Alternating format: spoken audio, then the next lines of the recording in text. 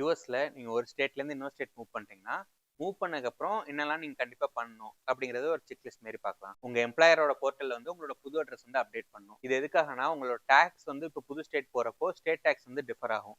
அதனால நீங்க எந்த ஸ்டேட் போறீங்களோ அந்த டேட்ல இருந்து நான் இந்த ஸ்டேட்ல இருக்கேன் அப்படிங்கிற மாதிரி அப்டேட் பண்ற மாதிரி இருக்கும். சில எம்ப்ளாயர்ஸ் வந்து ஹெச்ஆர் போர்ட்டல் அப்டேட் பண்ணாலே டாக்ஸ்க்கு சேர்த்து அப்டேட் ஆயிடும். சில எம்ப்ளாயர்ஸ் கிட்ட டாக்ஸுக்குன்னு தனியா ஏதாச்சும் சைட் வச்சிருப்பாங்க, அங்க தனியா அப்டேட் பண்ற மாதிரி இருக்கும். ஃபர்ஸ்ட் வந்து உங்க டாக்ஸ்க்காக உங்க சேஞ்ச் ஆஃப் அட்ரஸ் வந்து கரெக்டா ரிஃப்ளெக்ட் ஆகுதான்னு பாத்துக்கோங்க. நெக்ஸ்ட் மெயினா எதுக்குன்னா உங்க எல்சிஏ ஃபைல் பண்றப்போ உங்களுக்கு வந்து புது அட்ரஸ் வச்சு உங்களுக்கு எல்சிஏ ஃபைல் பண்ணிருப்பாங்க. இன்கேஸ் உங்க சேலரியோட அதிகமா எல்சிஏ இருந்துச்சுன்னா உங்களுக்கு எல்சிஏ பே அவுட் வரும். நெக்ஸ்ட் வந்து யூஎஸ்சிஏஎஸ் வெப்சைட்ல வந்து உங்களோட அட்ரஸ் அப்டேட் பண்றது. நீங்க இப்போ ஒரு ஸ்டேட்ல இருந்து இன்னொரு ஸ்டேட் மூவ் பண்ணீங்கன்னா பெட்டிஷன் வந்து உங்க எம்ப்ளாயர் தான் ஃபைல் பண்ணுவாங்க. அவங்களுக்கு தான் பெட்டிஷனோட அப்ரூவல் போகும். இருந்தாலும் உங்க பெட்டிஷன் ரெசிப்ட் நம்பரை வந்து யூஎஸ்சிஎஸ் வெப்சைட்ல வந்து லாகின் கிரியேட் பண்ணிட்டு உங்க யூஎஸ்சிஎஸ் ரெசிப்ட் நம்பர் இருக்குல்ல அதை வச்சு உங்க சேஞ்ச் ஆஃப் அட்ரஸ் வந்து நீங்க பண்ணலாம். இன்கேஸ் உங்களுக்கு I-140 இருந்துச்சுன்னா அந்த டீடைல்ஸ் சேர்த்து நீங்க என்டர் பண்ணீங்கன்னா உங்களால வந்து அப்டேட் பண்ண முடியும். நெக்ஸ்ட் டிபெண்டன்டோட எக்ஸ்டென்ஷன் வந்து I-539 வந்து அப்ளை பண்ணிருப்பாங்க. டிபெண்டன்ஸ்க்கு வந்து அப்ரூவல் நோட்டீஸ் வந்து டைரக்டா உங்க அட்ரஸ் தான் போகும். ஸோ பழைய அட்ரஸ்க்கு போகாம கரெக்டா புது அட்ரஸ் பண்ணுங்கிறதுக்காக இந்த அப்டேட் வந்து கண்டிப்பா பண்ணணும். இது நீங்க மூவ் பண்றதுக்கு முன்னாடியே பண்றாலும் பண்ணலாம். இன்கேஸ் மிஸ் பண்ணிருந்தீங்கன்னா மூவ் பண்ண உடனே கண்டிப்பா பண்ணிடணும். அப்பதான் கண்டிப்பா யூஎஸ்ஏஸ்ல இருந்து அப்ரூவல் நோட்டீஸோ ஏதாச்சும் அப்டேட் சென்ட் பண்றாங்கன்னா உங்க புது அட்ரஸ்க்கு வந்து டெலிவர் பண்ண முடியும். நெக்ஸ்ட் வந்து கார் ரிலேட்டட் நிறைய சேஞ்ச் பண்ற மாதிரி இருக்கும். புது ஸ்டேட் போனோடனே கார் இன்சூரன்ஸ் ஃபர்ஸ்ட் மாத்திடணும். இவன் நீங்க ஒரே இன்சூரன்ஸ்ல இருந்தாலும் புது லொகேஷன் போயிட்டு அந்த அட்ரஸ் வச்சு நீங்க அப்டேட் பண்ணீங்கன்னா அந்த லொகேஷனுக்கு வந்து எவ்வளவு சார்ஜ் இருக்குமோ அதுக்கேற்ற மாதிரி வந்து பாலிசிக்கு வந்து சார்ஜ் பண்ணுவாங்க. ஈவன் நீங்க ஒரு 6 months ஃபுல்லா பே பண்ணியிருந்தாலும் எக்ஸிஸ்டிங் பாலிசி வந்து அப்டேட் பண்ண மாட்டாங்க. புதுசா தான் உங்களுக்கு கோட் மாதிரி கொடுப்பாங்க. நீங்க புதுசா இருந்து இது பாலிசி எடுக்கிற மாதிரி தான் பே பண்ற மாதிரி இருக்கும். பழைய பாலிசி வந்து கேன்சல் பண்ணிட்டு எவ்வளவு நாளுக்கு வந்து நீங்க யூஸ் பண்ணலையோ அதுக்கேற்ற மாதிரி ரீஃபண்ட் வந்து உங்களுக்கு வரும். இவன் நீங்க ஒரே கார் இன்சூரன்ஸ் வச்சிருந்தாலும் ஒரு லொகேஷன்ல போயிட்டு நீங்க அப்டேட் பண்ணீங்கன்னா வந்து ஒரு புது கார் இன்சூரன்ஸ் மாதிரி தான். நெக்ஸ்ட் கார் லைசன்ஸ் சேஞ்ச் பண்றதுக்கு கார் இன்சூரன்ஸ் தான் மெயின். கார் இன்சூரன்ஸ் முடிஞ்சோடனே நெக்ஸ்ட் வந்து கார் டிரைவிங் லைசன்ஸ் வாங்குறது. நீங்க ஒரு ஸ்டேட்டுக்கு மூவ் ஆனதும் டிரைவிங் வந்து 60 டேஸ்க்குள்ள கண்டிப்பா எடுக்கிற மாதிரி இருக்கும். மோஸ்ட்லி எல்லா ஸ்டேட்லயும் வந்து 60 டேஸ்க்குள்ள நீங்க டிரைவிங் லைசன்ஸ் வந்து ட்ரான்ஸ்ஃபர் பண்ணிக்கணும். அதான் ரூல்ஸ் மாதிரி இருக்கும். நீங்க எந்த ஸ்டேட் போறீங்களோ அந்த ஸ்டேட்டோட டிஎம்வி வெப்சைட்ல போய் பாத்தீங்கன்னா எவ்வளவு டேஸ்க்குள்ள நீங்க ட்ரான்ஸ்ஃபர் பண்ணுங்கிறது வந்து டீடைல்ஸ் போட்டிருக்கும். சில ஸ்டேட்ல வந்து டாக்குமெண்டேஷன் கொடுத்து நீங்க பே பண்ணா போதும், ஜஸ்ட் லைசன்ஸ் வந்து ட்ரான்ஸ்ஃபர் பண்ணிடுவாங்க.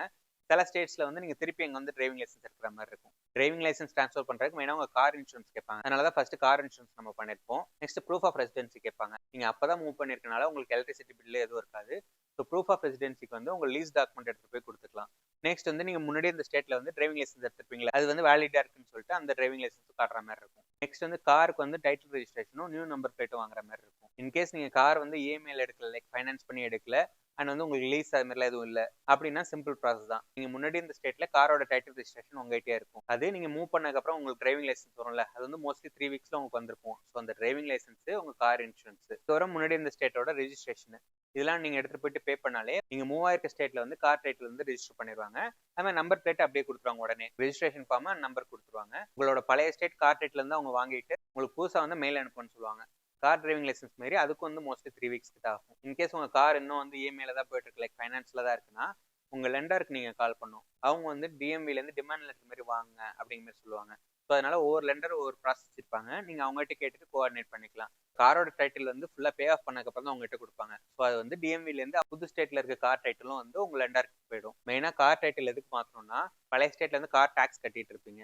இன்கேஸ் நீங்க மாத்தலன்னா அங்க வந்து உங்களுக்கு பில் வந்துட்டே தான் இருக்கும், டாக்ஸ் வந்து போயிட்டே தான் இருக்கும். அதனால கண்டிப்பா டைட்டில் நீங்க மாத்தணும். அப்பதான் இந்த ஸ்டேட்க்கு வந்து டாக்ஸ் கட்ட ஆரம்பிப்பீங்க. Car number plate and registration பண்ணிட்டீங்கன்னா நெக்ஸ்ட் வந்து நீங்க பழைய ரெஜிஸ்ட்ரேஷன் வந்து கேன்சல் பண்ணணும். அதுக்கு வந்து ஆன்லைன் ப்ராசஸே மோஸ்ட்லி இருக்கும். நீங்க முன்னாடி இந்த ஸ்டேட்டோட டிஎம்வி வெப்சைட் போனீங்கன்னா அங்க கார் ரெஜிஸ்ட்ரேஷன் கேன்சல் பண்றது, அதாவது டெர்மினேட் பண்றதுக்கு தனியா வந்து ஆப்ஷன்ஸ் வச்சிருப்பாங்க.